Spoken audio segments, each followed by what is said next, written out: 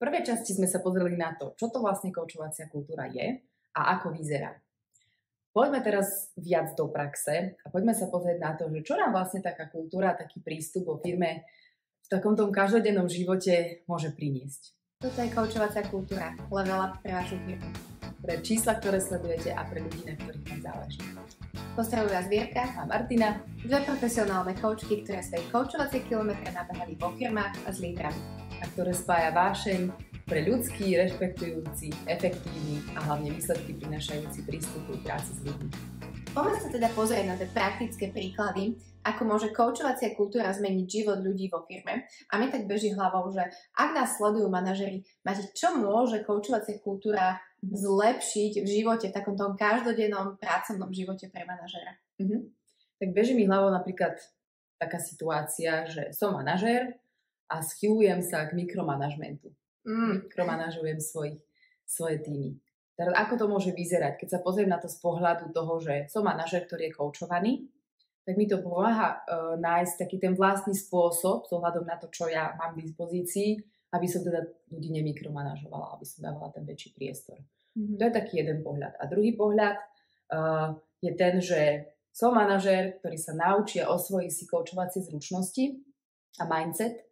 A to mi pomaličky nastavuje takéto nastavenie v hlave, že učím sa viac dôverovať ľuďom, dávam im väčší priestor zapájať sa do aktivít, delegujem na nich projekty, aktivity, ktoré ich ďalej posúvajú, vďaka ktorým oni potom aj rastú.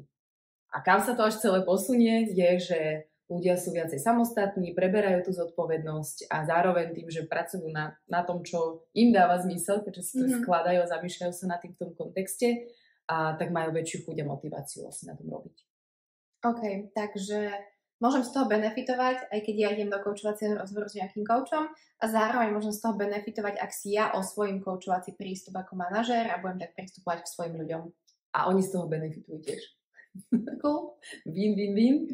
Dobre, čiže toto bolo z pohľadu manažéra.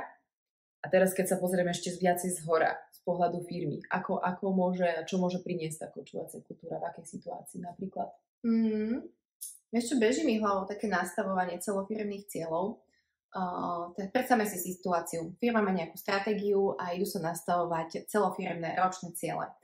Tak v koučovacej kultúre by boli do tejto tvorby prizvaní zástupcovia všetkých divízií alebo tých hlavných oddelení, kde by prebehlo takéto prvé kolečko spolutvorenia cieľov, vyladenie sa navzájom, každý by mal možnosť priniesť do toho potreby, pohľady a nejaké ako keby vnútorné cieľe daného oddelenia divízie a hľadala by sa podpora a prienik medzi tým, že čo firma potrebuje, aká je stratégia, aké sú ciele a ako tam zohľadniť ešte potreby a možnosti jednotlivých divízií. Takto sa dospeje k nejakej dohode, nejakému hrubému náčrtu a zase zástupcovia týchto oddelenia divízií si to vezmú za svojimi tímami, ktoré k danému oddeleniu alebo divízii patria a tam opäť prebehne podobná debata, kde zástupcovia alebo aj celé tímy pracujú spoločne v menších skupinkách, bavia sa o tom, ako rozumejú týmto cieľom, ako ladia s tým, čo majú oni ako tímové ciele, potreby a možnosti, ako vedia prispieť, ako sa navzájom vedia podporovať naprieč jednotlivými tímami tak, aby vlastne podporili ten divízny cieľ a cez naplnenie divízneho cieľa podporili ten celofirmný a ním stratégiu. Skvelé na tom je, že ľudia v takomto prístupe sú zapojení, majú kontext, podieľajú sa na tvorbe, tým pádom majú väčšiu chuť aj pracovať na tých cieľoch a zároveň sú tam zohľadnené aj ich osobné potreby, aj tímové potreby, aj potreby divízie a aj takých tých vzájomných synergických prepojení. Čiže dokopy to dáva o mnoho väčší zmysel, ako keď tie ciele si len prakticky 10 ľudí napíše, potom ich rozošle mailom, v tom horšom prípade, v tom lepšom prípade sa odkomunikuje. Takže toto mi prišlo ako taký vhodný príklad toho, že ako sa to prejaví na tej firemnej úrovni. Áno, čiže celé je to o takej tej vzájomnej komunikácii, snahe porozumieť kontextu, vyladiť sa navzájom a dojsť k spoločnému rozhodnutiu.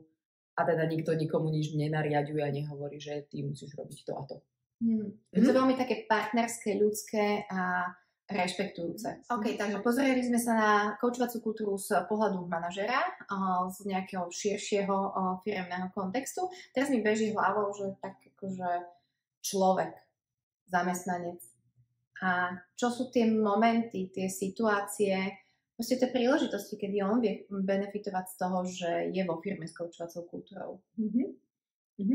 Tak môže byť napríklad, skúsim, že na sebe si to predstaviť, že som jednotlivec vo firme, nejaký špecialista a idem meniť rolu, mám záujem zmeniť rolu na manažerskú alebo na nejakú proste inú rolu.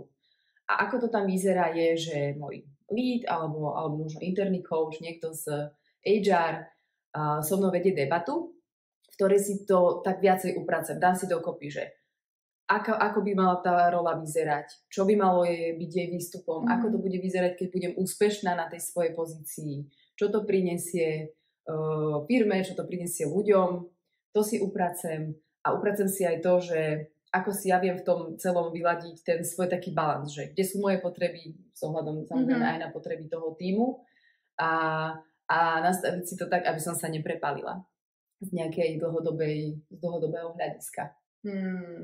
Dobre, skúsme to skonkrétniť. Napadá ti nejaká výzva, však aj ty sa určite stretla vo svojej práci so špecialistami, ktorí menili pozíciu, že čo je to, čo napríklad dokážu naozaj v tom koučovacom rozhovore riešiť. Vieš to, čo si priniesú ako tú dilemu.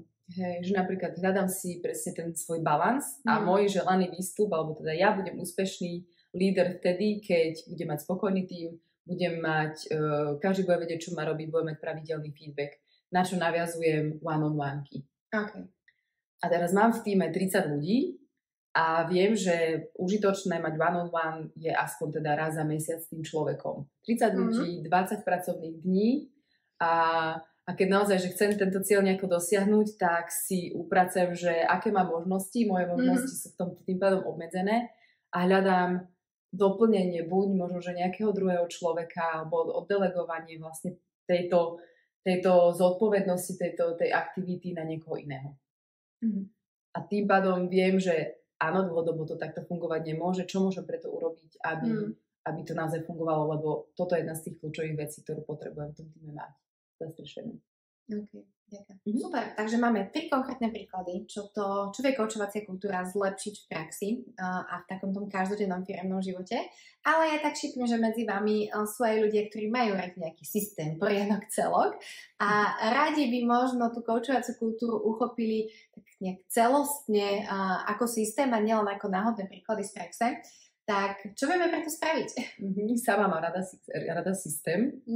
A preto to sem dávame. A skvelé je pozrieť sa na koučovaciu kultúru cez cyklus zamestnanca, alebo teda človeka v práci. Ale keďže čas sa naplňa, tak na toto sa pozrieme v ďalšej časti a budeme sa na vás tešiť. Takže vidíme sa na budúce. Čaute. Čaute.